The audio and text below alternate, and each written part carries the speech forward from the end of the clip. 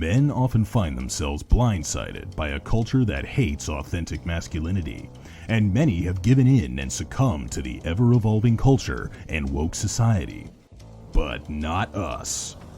We are the ReMENant, faithful Catholic men from 3 different generations who reach through the radio to tackle current events that challenge our wills and empower the practice of the Catholic faith through thought-provoking discernment and prayer.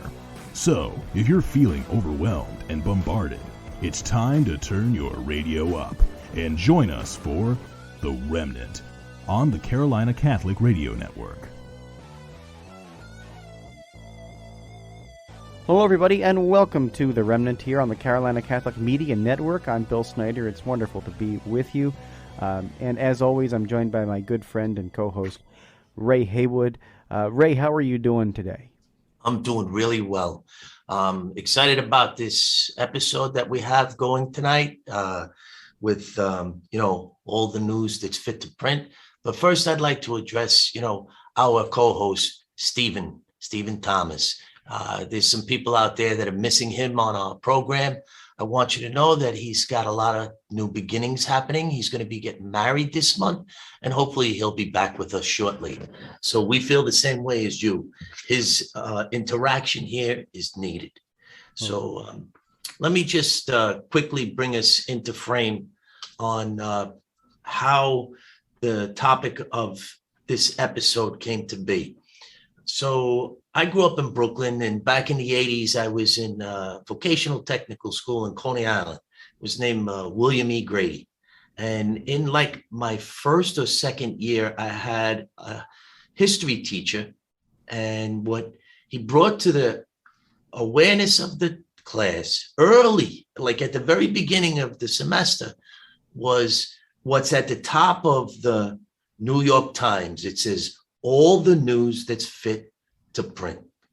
And what he brought to our attention was how the media utilizes their influence on how society is moved. We could go back to that, past episode where we spoke about social capital and how it used to be held in faith and family. Now it's in politics and media.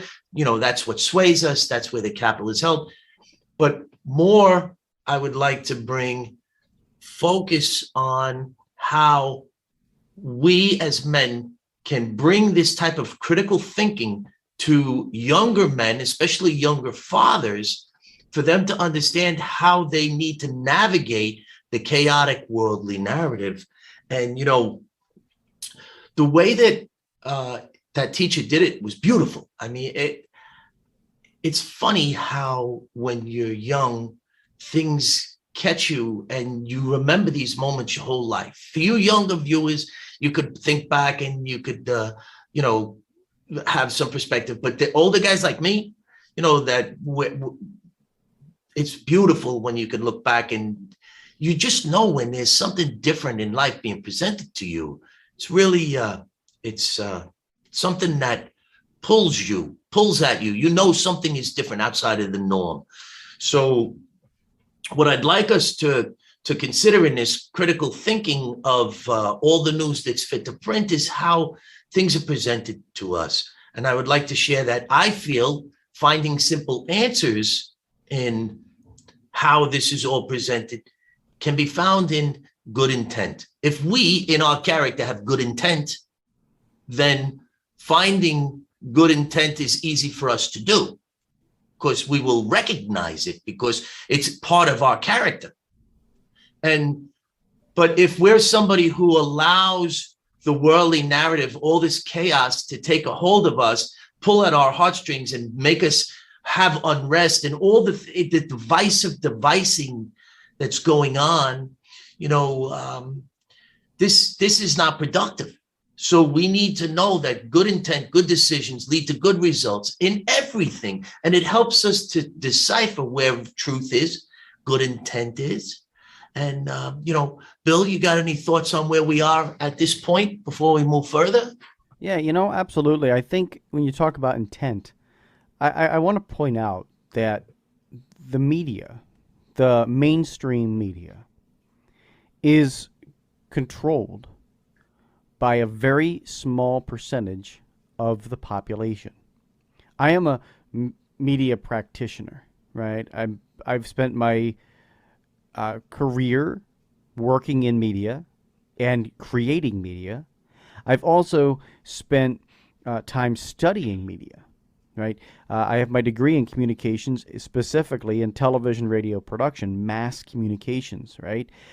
These platforms, these new platforms that go out, relatively new in human history, right? I mean, we're talking about when you talk about this radio, you're talking about really from the 1920s to today. I mean, we're talking about the last 100 years of the human history.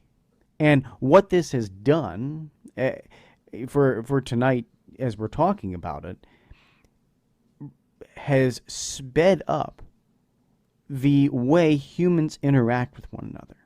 But those who have microphones and those who have cameras are a very, very small percentage of the population. And I want you to understand that what that means is that the remainder of us, in fact, all of us, whether you are on this side of the microphone or you're on that side of the microphone, you are a consumer of some type of media today. And therefore, you have to recognize what the media is doing. It is doing one thing, trying to influence you. And whether it be commercials, which are outrightly trying to influence you, or it is more subtle, like primetime television, and the changes we have seen in primetime television just in the last 5 years, you are looking at a group of people, a very, very small group of people that are able to have a gigantic impact on the masses of the world. And this has come into human history really in the last 100 years.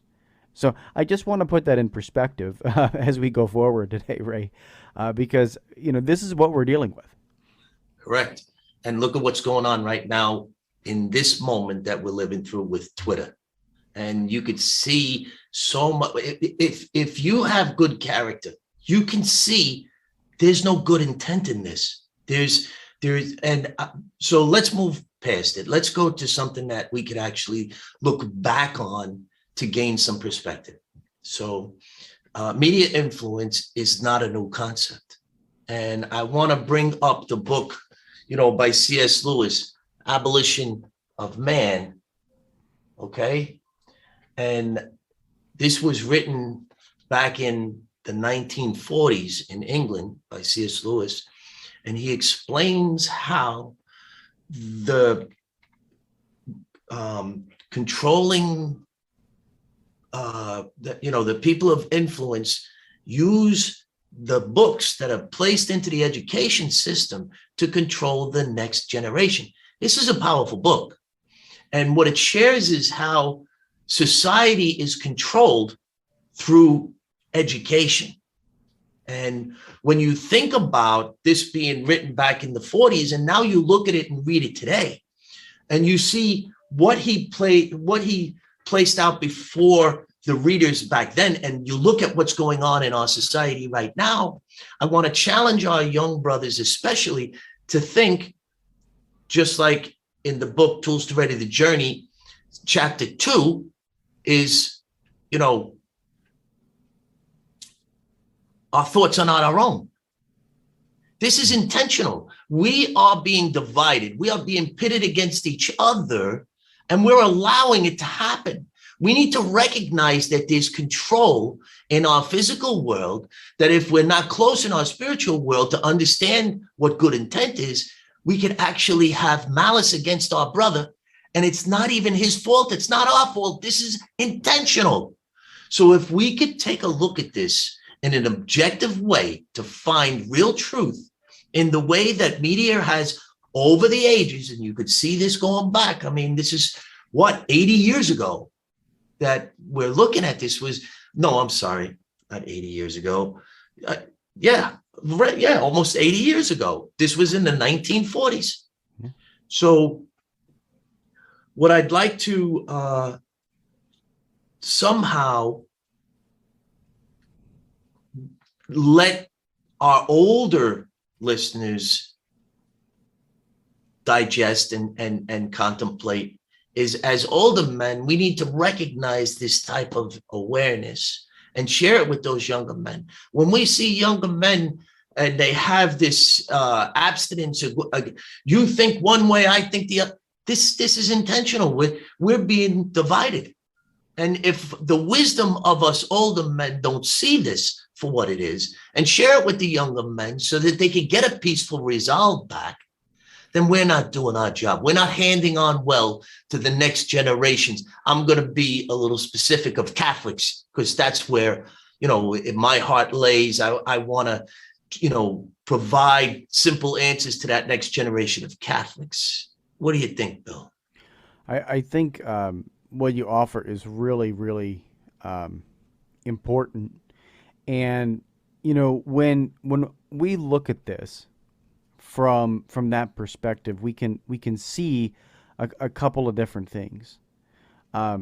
Number one is that, in order to stand up, as you were talking about, to the regime of what is going on, we have to break free from the technology. Now, what I mean by that is that we have to show self-control, right?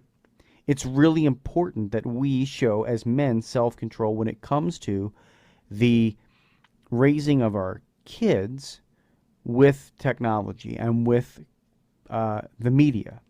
The media surrounds us like water surrounds a fish. We're never going to get rid of it. But we can choose when we pay attention to the water and when we don't.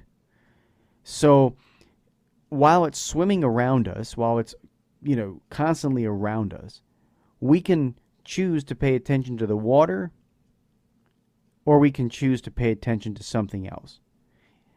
And so what I would say, and there's some really great books out there. There's one called Screen Kids by Gary Chapman, which is phenomenal. I encourage you to read it. Because what he does, he talks about how to put the limits on technology for yourself and for your kids. No, we're not going to sit there and watch 4 hours of television every night. There was a big study done several years ago by George Gerbner, and he said that if you watch or consume 4 hours of television or more a night, that you believe the world is a scary and dangerous place. It doesn't matter what content you watch. You could sit there and watch 4 hours of Sesame Street and believe that the world is a mean and nasty and scary place. I don't know about you, but I don't want to raise my kids that way. And I don't want to be that. So I know that as somebody who works in this, and I will not allow myself or my kids to consume that much media every day. I just won't. What you do, and it's right. What you do. And it's hard. It's getting increasingly harder, right? And the other big thing too that we can believe in along this road and along this journey is the fact that we have to go along with the predominant thinking. Just like you believe that the world is a mean and nasty place if you watch 4 or more hours of television. Well, think about all of the ideas and concepts that are being thrown out into the world, right? You begin to adopt those just by the subtle training of the mind that the media is doing.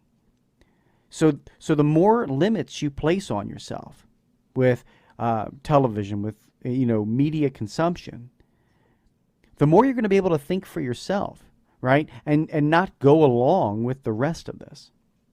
I know we've said it before on the program, but in order for you to first tolerate something, you have to disagree with it. And I know you like to take that a step further, Ray, so I'll let you do that. Yes. The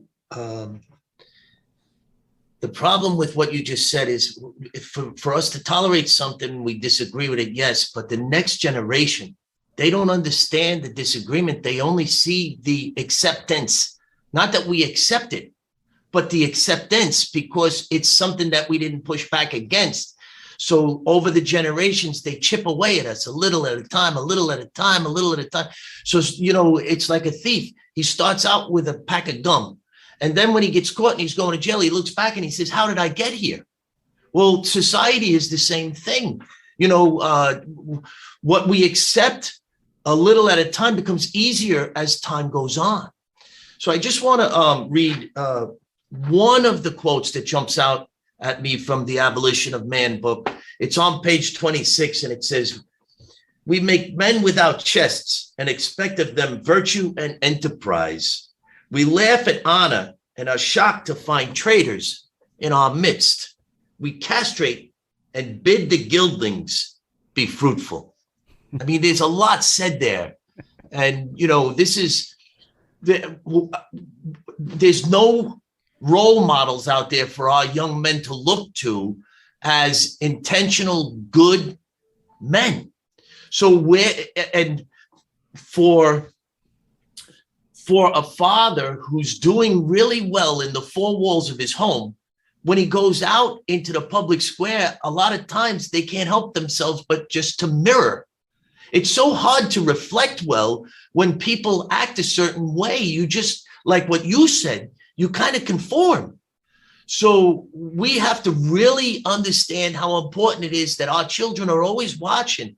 And even with all the good intent we put in the four walls, in the confines of our homes, we have to still let our children see that when we go out into the public square. When that person is being nasty to us on the on-ramp, we have to say a prayer in front of our children. Or when somebody is trying to push their way in front of you on the line, you have to be better. And sometimes to be better means that you think in your mind that you're looking weak. But you're not looking weak to your child. You're looking strong. It's in our weakness that we are our strongest. And if we could actually do this, and I'm telling you, this ain't easy for me either, but I'm aware of it at least. So, that's the difference. We need to let these young men know that they're not pitted against each other through their own thoughts. Their thoughts are not their own. They're pitted against each other to divide us. Because in the division, we lose our strength. Yeah, absolutely. This is such a good conversation. It's a necessary conversation. And as you said, Ray, at least I'm aware of it.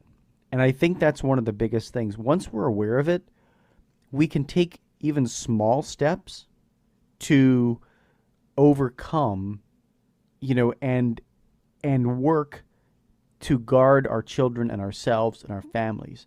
So Amen. We're not ever gonna get rid of the media. It's not gonna go away. There's no way you can shut off every screen in today's world and go live in the middle of nowhere. Like that's, you have to be a hermit to avoid this. And for the majority of us, that's not a practical way of living. So, I think our prayer for you in this, is to be aware of this and to draw awareness to it, because then it can scratch at you over the week and say, hey, am I picking up my phone way too much? Am I watching way too much TV? Yeah, probably. How can I cut back? How can I get my kids to cut back? Again, wonderful book, Screen Kids. I'm still in the middle of reading it, but it's really wonderful. So I encourage you all to check it out as dads and fathers. But we have to take a short break here on this episode of The Remnant. When we come back, we're going to talk with you about our Saint of the Week, who is Saint Gabriel, the Archangel, and of course leave you with the ReMENant challenge. But we'll be right back after this here on the Carolina Catholic Media Network. Stay tuned.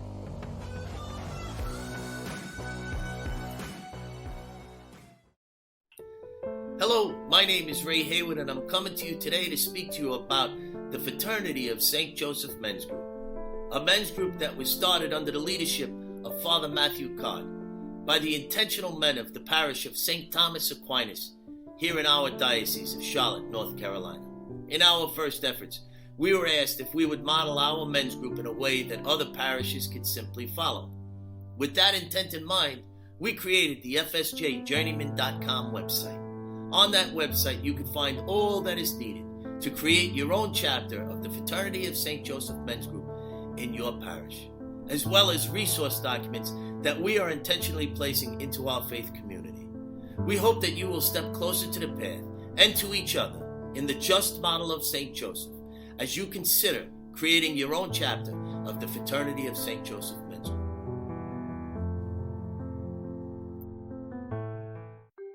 The Shroud of Turin is one of the most researched and studied relics in church history, and profoundly impacts many who encounter its mystery. As a person of faith, looking at it through the eyes of faith, I don't think it can help but touch your heart. Something that we can look on not only to bolster our faith in those moments of weakness, but also to deepen our faith and our appreciation, our intimacy with Christ. Join Fiat Ministry Network and Patchwork Heart Ministry as they examine the science of the Shroud through the lens of faith. Really interesting scientific information that we didn't know about, like the pollen from all the different regions of the world. As the Shroud traveled around, it picked that up. Some of the mites, things like that was really interesting to me. I mean, this made you really want to believe it a lot more. It's impressive. Like, humanly, I don't think, like, that is another level of love. It's not I'm like, oh, I love you, I'll give you a chocolate. No. I'm giving you more than my life. I'm giving you my suffering. Asking both experts and disciples, who do you say I am? As far as who the man of the Shroud is, I, as a person of faith and kind of reviewing the evidence there, it seems that a convincing argument can be made that it's Jesus of Nazareth. Visit patchworkheart.org/shroud to learn more and get exclusive behind-the-scenes updates for your support.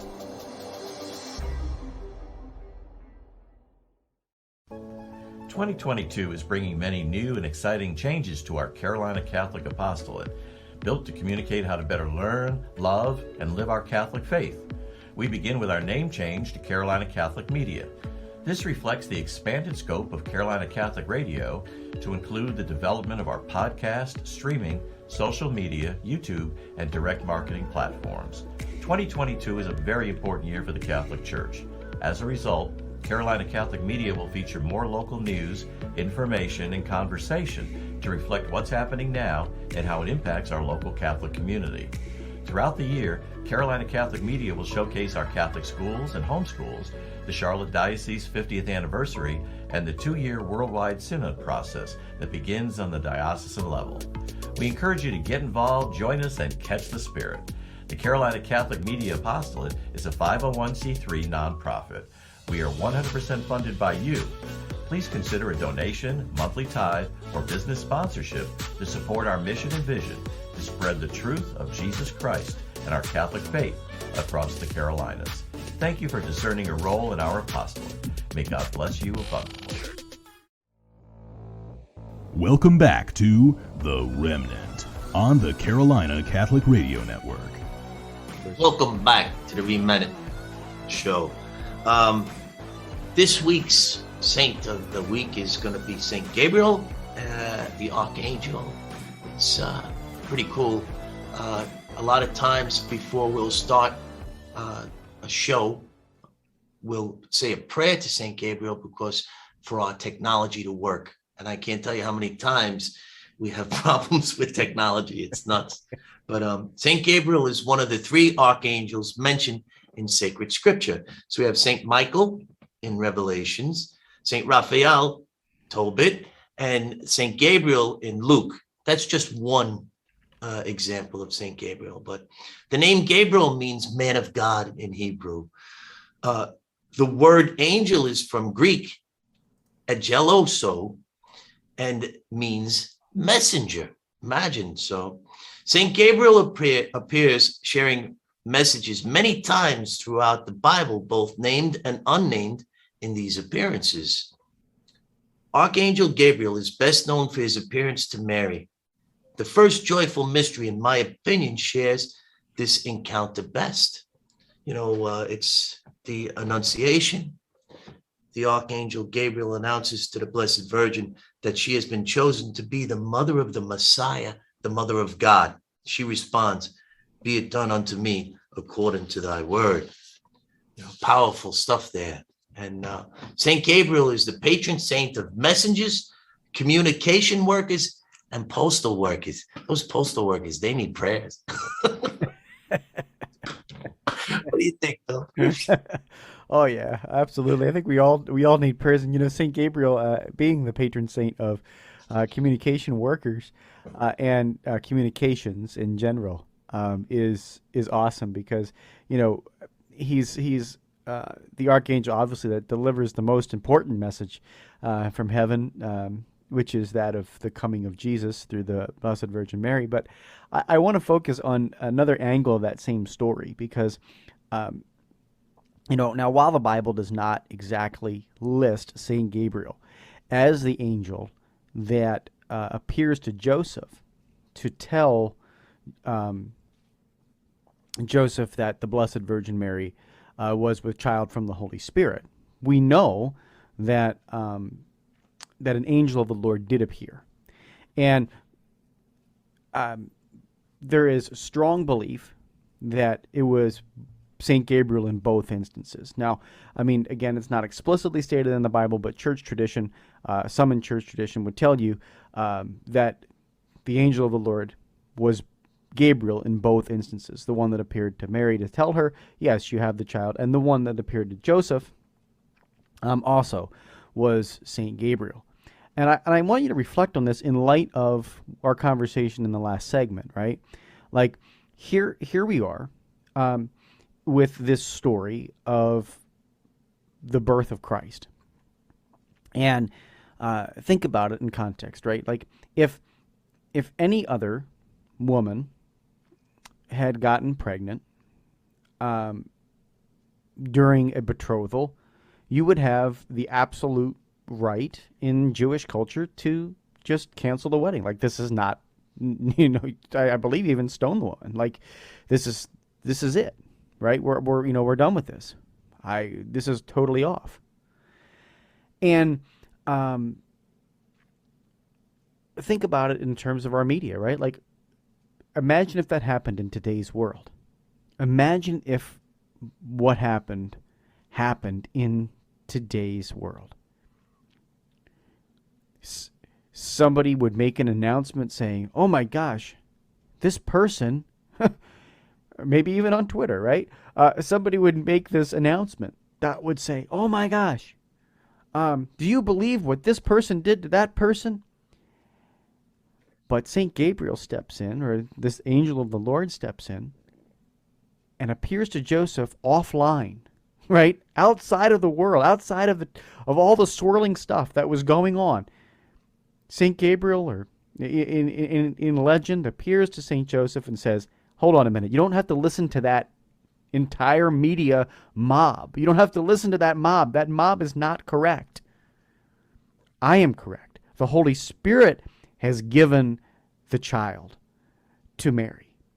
You are to stand up and to lead." And what does he do? He pushes through the culture. He pushes through the culture at the words of St. Gabriel. And he says, "Yeah, I'm going to stand up for Mary. And I'm going to take her anyway." And that is the mindset I think we have to have when it comes to this. Listen to the true messengers of the gospel. Listen to the true messengers of God, right? In today's society. And that's getting harder and harder too, right? It's getting harder and harder to find that. In our churches, it's getting harder and harder to find that. But we can have confidence and know that this deposit of faith that was handed on to us, this catechism, this beautiful tradition of the faith that is handed on from St. Peter all the way to Pope Francis, is true.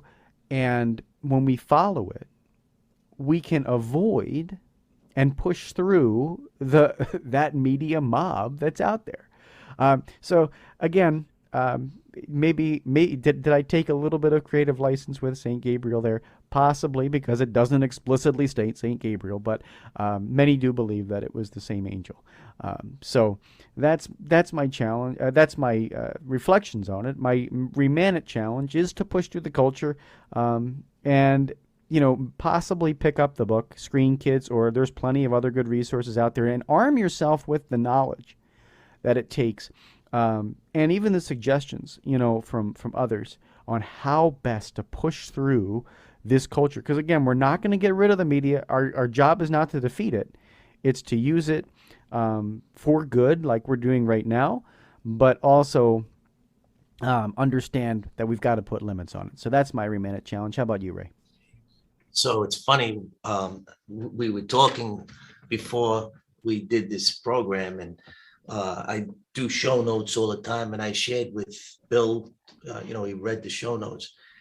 One of the things that I always say to my sons is to push through it. It comes up very often now that they're older, because this world of instant gratification, that, as Bill was alluding to earlier, how we're touched by media, we're touched by the culture. So, we don't want to suffer through anything. My sons are young men. They still need to find a lot of wisdom in life. So a lot of the times what I'll say to my sons, and it won't be a welcoming comment to them, is to push through it. Because that means, in other words, this is life. You have to just take what comes. And if you put good intent in, you'll get good results out. So just keep chipping away, because this world wants to make you take away that good intent. So, but my ReMENant challenge is for our younger brothers to find their own guiding principles, not to be part of the culture, but to go back to, like, listen to that podcast that we did on social capital. Understand how faith and family is what used to guide us before we had all this media influence that we can't get away from. It's so funny. Listen to what Bill said. He said, it's like water around us. Think about that. I mean, that's a very good analogy, because we are so surrounded in media. It's wild. Just 4 hours and you're going to have bad feeling.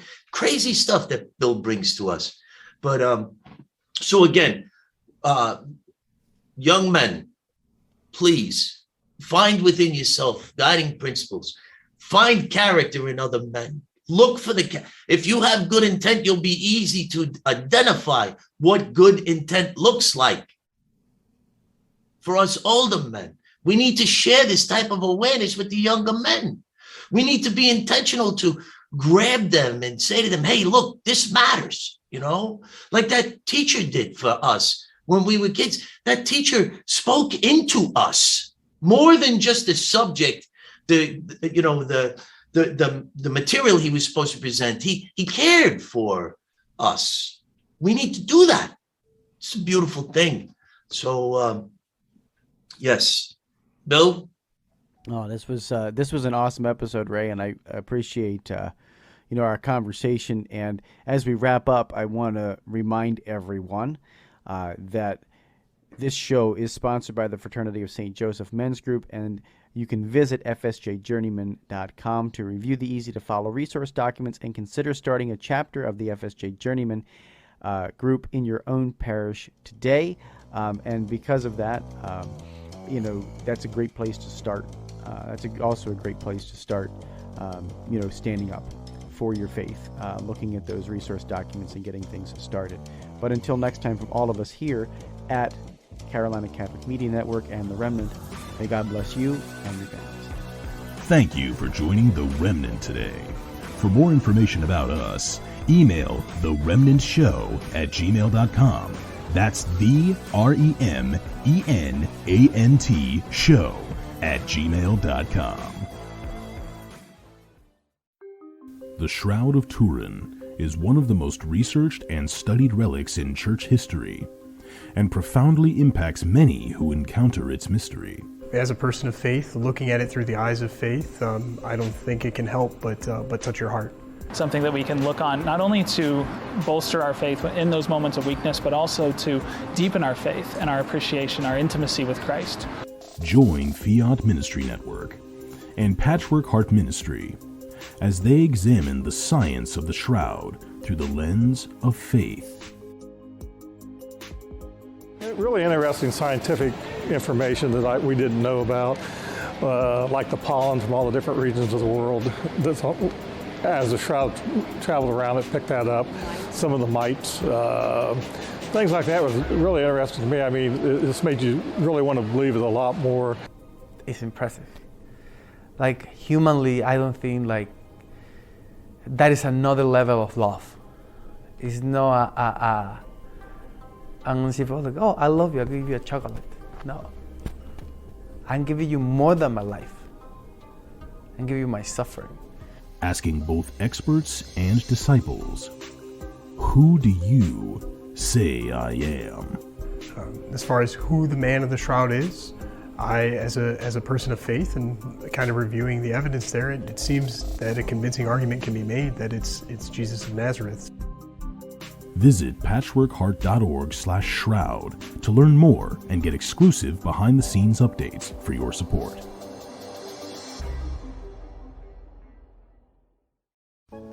"2022 is bringing many new and exciting changes to our Carolina Catholic Apostolate, built to communicate how to better learn, love, and live our Catholic faith. We begin with our name change to Carolina Catholic Media. This reflects the expanded scope of Carolina Catholic Radio to include the development of our podcast, streaming, social media, YouTube, and direct marketing platforms. 2022 is a very important year for the Catholic Church. As a result, Carolina Catholic Media will feature more local news, information, and conversation to reflect what's happening now and how it impacts our local Catholic community. Throughout the year, Carolina Catholic Media will showcase our Catholic schools and homeschools, the Charlotte Diocese 50th anniversary, and the 2-year worldwide synod process that begins on the diocesan level. We encourage you to get involved, join us, and catch the spirit. The Carolina Catholic Media Apostolate is a 501c3 nonprofit. We are 100% funded by you. Please consider a donation, monthly tithe, or business sponsorship to support our mission and vision to spread the truth of Jesus Christ and our Catholic faith across the Carolinas. Thank you for discerning a role in our apostolate. May God bless you abundantly.